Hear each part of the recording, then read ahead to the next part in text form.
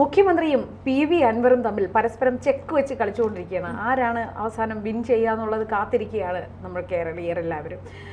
കഴിഞ്ഞ ദിവസം PV അൻവർ അതിനു മുന്നേ PV അൻവറിനോട് മാധ്യമങ്ങളെ കാണരുത് എന്ന് വാണിംഗ് കൊടുത്തിരുന്നു മുഖ്യമന്ത്രി. എന്നാൽ അതെല്ലാം ലംഘിച്ചുകൊണ്ട് PV അൻവർ രംഗത്ത് വരികയും മാധ്യമങ്ങളെ കാണുകയും നല്ല രീതിയിൽ പടക്കം പൊട്ടിക്കുന്ന രീതിയിൽ വാർത്താ സമ്മേളനം നടത്തുകയും ചെയ്തു. അതിന് മുഖ്യമന്ത്രിയുടെ മറുപടി ഉണ്ടായി. ഇപ്പോൾ ഇതാ കേന്ദ്ര ഏജൻസികൾ അൻവറിനെതിരെ അന്വേഷിക്കും. നേരത്തെ EDയുടെ അന്വേഷണങ്ങൾ നടക്കുന്നുണ്ട്. അതിന് പുറമെ മറ്റ് കേന്ദ്ര ഏജൻസികളും PV അൻവറിനെതിരെ അന്വേഷിക്കാൻ തുടങ്ങിയിട്ടുണ്ട് വരുന്നുണ്ട്, അവിടെ നിന്ന് പുറപ്പെട്ടിട്ടുണ്ട്. അപ്പം ഇത് PV അൻവർ ആരോപിക്കുന്ന പോലെ മുഖ്യമന്ത്രിക്ക് അന്തർധാര സജീവമായതുകൊണ്ട് തന്നെയാണോ ഇത്രയും പെട്ടെന്ന് കേന്ദ്ര ഏജൻസികൾ അന്വേഷിക്കാൻ വരും എന്ന റിപ്പോർട്ടുകളൊക്കെ പുറത്തു വരുന്നത്? അതിന് ഒരുപക്ഷെ നമ്മുടെ മുഖ്യമന്ത്രി തന്നെ നിർദ്ദേശം നൽകും എന്നായിരിക്കും അല്ലെ?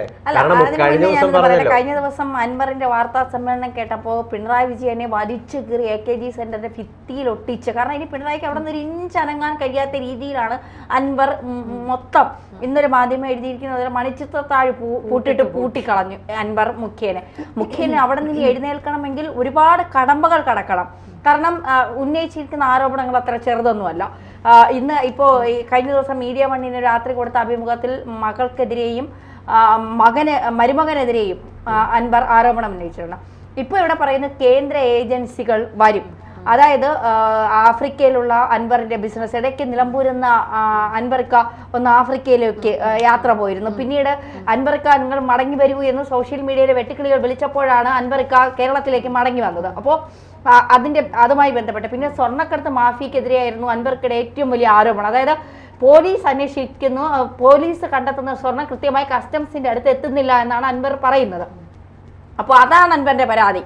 സ്വർണ്ണക്കടത്തുകാരെ പിടിക്കുന്നതോ ഇതൊന്നും അല്ല, പോലീസ് കൃത്യമായി അത് കസ്റ്റംസ് ഇന്ത്യയിൽ എത്തിക്കുന്നില്ല. അവിടെ നിന്ന് എത്തിയാലേ ഇതാരതാന്ന് അവിടെ നിന്ന് മുക്കാൻ പറ്റുള്ളൂ. അപ്പോൾ അതാണ് പരാതി. അപ്പോൾ ഈ സ്വർണ്ണക്കടത്ത് തന്നെയാണ് സ്വപ്ന സുരേഷ് കാലങ്ങളോളം, എനിക്ക് തോന്നുന്നു അൻവറിന് മുൻപേ മുഖ്യമന്ത്രിയുടെ ഈ അവിഹിത ബന്ധങ്ങൾ, അവിഹിതം എന്ന് ഉദ്ദേശിച്ചത് മറ്റു രീതിയിലല്ല, ഹിതകരമല്ലാത്ത ബന്ധങ്ങളും ഈ ബിസിനസ് പരമായ ബന്ധങ്ങളും ഒക്കെ ആരോപിച്ചത് സ്വപ്ന സുരേഷാണെന്ന്. സ്വപ്ന സമൂഹത്തിൽ വളരെ മോശമായി പിച്ച് ചീന്തപ്പെട്ട ഒരു സ്ത്രീയാണ്. അതിനുശേഷം ഇപ്പോൾ അൻവർക്കയുടെ ഒരു ബഹുമാനം തോന്നാൻ കാരണം രാവിലെ രോഹിത് പറഞ്ഞതുപോലെ രാജാവ് നഗ്നനാണ് എന്ന് വിളിച്ചു പറയാൻ കൊടിയേരിക്കോ ഗോവിന്ദൻ മാഷിനോ കഴിഞ്ഞില്ല. പക്ഷെ അൻവറിന് കഴിഞ്ഞു എന്നുള്ളതാണ്. കാരണം പിണറായി വിജയൻ കാണിക്കുന്ന എല്ലാ തോന്നിവാസവും എല്ലാ ഏകാധിപത്യവും കണ്ടുകൊണ്ടിരിക്കാൻ പാർട്ടി സഖാവല്ല ഞാൻ എന്ന് അൻവർ കൃത്യമായി തുറന്നടിച്ച് പറയുക തന്നെ ചെയ്തു. യഥാർത്ഥ സഖാവിന്റെ ഒരു രൂപം അൻവർ കാണിച്ചിരിക്കുന്നു. അൻവർ യഥാർത്ഥ സഖാവല്ല. പക്ഷെ യഥാർത്ഥത്തിൽ ഒരു സഖാവ് ചെയ്യേണ്ടത് എന്താണോ ആ സ്ഥാനാണ്. ഇത് ഗോവിന്ദൻ മാഷായിരുന്നു ചെയ്യേണ്ടത്, അല്ലെങ്കിൽ ഒരു യഥാർത്ഥ സഖാവായിരുന്നു ചെയ്യേണ്ടത്. അത് അൻവർ ചെയ്തിരിക്കുന്നു. അൻവർ യഥാർത്ഥ സഖാവല്ല എന്ന് നമുക്കറിയാം. എങ്കിലും താനൊരു കറകളഞ്ഞ സഖാവാണ് എന്ന് വരുത്തി തീർക്കാനുള്ള ശ്രമമാണ് അൻവർ നടത്തിക്കൊണ്ടിരിക്കുന്നത്. കാരണം ഇപ്പോഴും കറകളഞ്ഞ സഖാവല്ല, സംശയമില്ല. മാധ്യമ പ്രവർത്തകർക്ക് ചോദ്യം ചോദിക്കാൻ അവസരവും കൂടെ കൊടുക്കണം. പിണറായി കളിക്കരുത്, ഞങ്ങൾക്കും ചോദിക്കണം, ഞങ്ങൾക്കും സംസാരിക്കാനുണ്ട്. അതുകൊണ്ട് നീ അൻവറിന് അൻവറിനെ പിന്തുണയ്ക്കല്ല ചെയ്യുന്നത്. നീ പിന്നെ ആരാണ്? യഥാർത്ഥത്തിൽ CPM-ൽ ഒരാൾക്കെതിരെ ഒരു ആരോപണമുണ്ട്, അവർക്കത് ശുദ്ധീകരിക്കണം, സംഘടനയെ ശുദ്ധീകരിക്കണമെന്നുണ്ടെങ്കിൽ പത്രസമ്മേളനം വിളിച്ചല്ല പറയുന്നത്. അത് സംഘടനയ്ക്കുള്ളിലാണ് യഥാർത്ഥ സഖാവ് പരിഹരിക്കേണ്ടത്. പറഞ്ഞു യഥാർത്ഥ സഖാവ് അവൻ ശ്രമിച്ചു എന്ന് പറഞ്ഞതുകൊണ്ടാണ് ഞാൻ പറഞ്ഞത്. അൻവറിനെ പരാതി ഉണ്ടെങ്കിൽ എന്തുകൊണ്ട് മുഖ്യമന്ത്രി പോലീസിൽ പരാതി നൽകിയില്ല? അൻവറിന് പരാതി ഉണ്ടെങ്കിൽ അപ്പം പിണറായിയുടെ പോലീസിനെ അൻവറിന് വിശ്വാസമില്ല എന്നുള്ളതല്ലേ? പറയാൻ പറയട്ടെ. സമൂഹ മാധ്യമങ്ങളില് സൈബർ സഖാക്കൾ ഇപ്പോഴും കഴിഞ്ഞ ദിവസം അൻവർ മുഖ്യമന്ത്രിക്ക് നേരെ പരാമർശം നടത്തിയത് ഇന്ന് അദ്ദേഹം അതിനെ തള്ളിക്കളഞ്ഞിട്ടുണ്ട്. കൂടുതൽ കാര്യങ്ങൾ വിശദീകരിക്കാമെന്ന് അദ്ദേഹം പറഞ്ഞിട്ടുണ്ട് മുഖ്യമന്ത്രി. ഇന്ന് ഡൽഹിയിലാണ് അദ്ദേഹം പറഞ്ഞത്. പക്ഷേ ഇപ്പോഴും അൻവറിന് വലിയ രീതിയിലുള്ള പിന്തുണയാണ് സഖാക്കൾക്കിടയിൽ കിട്ടുന്നത് എന്ന കാര്യം നമ്മൾ മനസ്സിലാക്കരുത്. മുഖ്യമന്ത്രിക്ക് നേരെ മനസ്സിലാക്കണം. മുഖ്യമന്ത്രിക്ക് നേരെ കടുത്ത രീതിയിലുള്ള വിമർശനങ്ങൾ ഉന്നയിച്ചിട്ടുണ്ടെങ്കിലും ഒരുപാട് സഖാക്കൾ അൻവറിനെ പിന്തുണയ്ക്കുന്നുണ്ട്. അതുകൊണ്ടാണ് ഞാൻ പറഞ്ഞത് അൻവർ സഖാവ് അല്ലെങ്കിലും അദ്ദേഹം ഒരു കറകളഞ്ഞ സഖാവാണ് താൻ എന്ന് വരുത്തി തീർക്കാനുള്ള ശ്രമമാണ് നടത്തിക്കൊണ്ടിരിക്കുന്നത്. അതിന്റെ പിന്തുണയാണ്. അൻവർ അത് ശ്രമിച്ചില്ലെങ്കിലും ഗൗതം അത് ശ്രമിക്കുന്നുണ്ട്. ഒരു കറകളഞ്ഞ സഖാവാണ് അൻവർ എന്ന് തെളിയിക്കാനായിട്ട് ഗൗതം ശ്രമിക്കുന്നുണ്ട്. അൻവർ പോലും ചിലപ്പോൾ അത് സമ്മതിച്ചതല്ല. അൻവർ സഖാവാണ് എന്ന്. അൻവർ സഖാവാണോ അല്ലാതെ സോഷ്യൽ മീഡിയയിലെ വെട്ടിക്കിളി വെട്ടുക്കിളി കൂട്ടത്തിനിടയിലാണ് ഇപ്പൊ ഗൗതം താമസിക്കുന്നത്. വെട്ടുക്കിളി കൂട്ടങ്ങളാണ് അൻവറിനെ പൊട്ടി പോരാളിയാക്കുന്നത്. അവിടെയാണ് സഖാവ് എന്ന് പറയരുത്. അൻവർ രാജാവ് നഗ്നനാണെന്ന് വിളിച്ചു പറഞ്ഞു, ശരി, അത് കറക്റ്റ്, അത് കൃത്യം. അൻവറിന്റെ കയ്യിലിരിപ്പ് അത്ര നല്ലതൊന്നും അല്ല. ശരി, രാജാവ് നഗ്നനാണ് എന്ന് വിളിച്ചു പറയേണ്ടത് യഥാർത്ഥത്തിൽ ആരായിരുന്നു ചെയ്യേണ്ടത്? ഈ പാർട്ടിക്കുള്ളിൽ നിന്നുള്ള പ്രധാനപ്പെട്ട നേതാക്കളായിരുന്നു ചെയ്യേണ്ടത്. ആയിരുന്നു ചെയ്യേണ്ടത്. ഗോവിന്ദൻ മാഷായിരുന്നു ചെയ്യേണ്ടത്. പറയട്ടെ, ഗോവിന്ദൻ മാഷായിരുന്നു ചെയ്യേണ്ടത്, അല്ലെങ്കിൽ മറ്റു സഖാക്കളായിരുന്നു ചെയ്യേണ്ടത്. അവരൊന്നും പുറത്തു വരാത്ത ഒരു സാഹചര്യത്തിൽ ഒരു വീരരാജാവിനെ പോലെ സഖാവാണ് താൻ എന്നൊരു പരിവേഷം നടത്തിക്കൊണ്ട് അൻവർ ബഹുമാനത്തോടുകൂടി മുഖ്യമന്ത്രിയെ വിമർശിച്ചിരിക്കുകയാണ്. അത് പ്രത്യേകം ഓർക്കണം. വളരെ ബഹുമാനത്തോടു കൂടിയാണ് അദ്ദേഹം മുഖ്യമന്ത്രിയെ വിമർശിച്ചിരിക്കുന്നത്. അതായത് മുഖ്യമന്ത്രിയുടെ സൂര്യ തേജസ് മുഴുവൻ കരിഞ്ഞു പോയിരിക്കുന്നു. അങ്ങേക്ക് ഞാൻ അടക്കമുള്ള ആളുകൾ വിജയിച്ചു കയറിയത്, വോട്ട് ലഭിച്ചത് മുഖ്യമന്ത്രിയുടെ ഒരു ജനപിന്തുണയുടെ അടിസ്ഥാനത്തിലാണ് എനിക്ക് പോലും വോട്ട് കിട്ടിയിരിക്കുന്നതെന്നാണ് ഞാൻ വിശ്വസിക്കുന്നത്. പക്ഷെ മുഖ്യമന്ത്രി മനസ്സിലാക്കണം, യഥാർത്ഥ കമ്മ്യൂണിസ്റ്റുകാർ, നാട്ടിലുള്ള യഥാർത്ഥ കമ്മ്യൂണിസ്റ്റുകാർ അങ്ങേ വെറുത്തിരിക്കുന്നു. അപ്പൊ അൻവറിന്റെ ഉള്ളിൽ പിണറായിയോടുള്ളൊരു സ്നേഹം കൂടി നമുക്ക് പ്രകടമാവാം. അതായത് മധുരമുള്ള വെറുപ്പുള്ള ഒരു സ്നേഹം. ഇങ്ങനെയൊക്കെ ആയിപ്പോയത് വലിയൊരു സങ്കടമുണ്ട് എന്നുള്ള രീതിയിലുള്ള സ്നേഹം. പിണറായി ഒന്ന് നന്നാവണം താങ്കള്. ജനങ്ങൾ എനിക്ക് പറയുന്നത് യാതൊരു മടിയുമില്ല. നല്ലതാവണം എന്ന് പറയുന്നുണ്ട്. അത് യഥാർത്ഥ സഖാക്കളാണ് ഞങ്ങള് എന്ന് പറയുന്ന പല ആളുകൾക്കും പറയാൻ പറ്റാത്ത ഒരു സമയം. ഞാൻ പറയട്ടെ, പറഞ്ഞു കഴിയട്ടെ, നീ മാത്രം പറഞ്ഞുകൊണ്ടിരുന്നാൽ എങ്ങനെയാണ്? ഞങ്ങൾക്ക് ചോദിക്കാനുണ്ട്. ഒരു മിനിറ്റ്, ഞാൻ ആദ്യം പറയാൻ നിങ്ങളൊന്ന് പൂർത്തീകരിക്കൂ. നിങ്ങളുടെ വാദം പറഞ്ഞു കഴിഞ്ഞു. ഞാനൊന്ന് പറഞ്ഞു കഴിയട്ടെ, പൂർത്തീകരിക്കാൻ അനുവദിക്കൂ. അപ്പം യഥാർത്ഥ സഖാക്കള് മുഖ്യമന്ത്രിയെ വിമർശിക്കാൻ ഇരിക്കാത്ത ഒരു സാഹചര്യത്തിൽ അൻവർ അത് വന്ന് ചെയ്യുന്നു എന്നുള്ളതാണ്. അതാണ് അൻവർ അത് ചെയ്തില്ലെങ്കിലും നീ ചെയ്യും. ഇപ്പൊ ഞങ്ങൾക്ക് മനസ്സിലായി. കാരണം അൻവർ എവിടെയാണ് ഏൽപ്പിച്ചിരിക്കുന്നത് മുഖ്യമന്ത്രിയെ നന്നാക്കാൻ, പിണറായിയെ നന്നാക്കാൻ. നീയല്ല, അൻവർ അല്ല, ലോകത്ത് ആര് വിചാരിച്ചാലും, ദൈവം തമ്പുരാൻ വിചാരിച്ചാലും നടക്കാത്ത കാര്യമാണ്. അതുകൊണ്ടാണ് ഗോവിന്ദൻ പാർട്ടി സഖാക്കളും എന്തുകൊണ്ട് പറഞ്ഞില്ല എന്ന് ചോദിച്ചാൽ, നന്നാകുന്ന ഒരാളോട് ഒരു കാര്യം പറയാതെ തന്നെ നന്നാക്കാൻ പറ്റും. അഴിമതികളുടെ ഒരു കൂമ്പാരം തന്നെ തലയ്ക്ക് മുകളിൽ ഇരിക്കുന്ന ഒരു മുഖ്യമന്ത്രിക്ക് എങ്ങനെ നന്നാവാൻ സാധിക്കുമെന്നാണ് പറയുന്നത്. ഒരു അൻവർ അല്ല, ഒരു 10,000 അൻവർ വന്ന് നിന്ന് പിണറായിക്കെതിരെ ഘോര പ്രസംഗിച്ചാലും, പിണറായിയുടെ അഴിമതികൾ വിളിച്ചു പറഞ്ഞാലും, പിണറായിക്ക് കുടുംബത്തിനുമെതിരെ ആരോപണം ഉന്നയിച്ചാലും, ശശിക്കെതിരെ ആരോപണം ഉന്നയിച്ചാലും മുഖ്യമന്ത്രി നന്നാവാൻ പോകുന്നില്ല.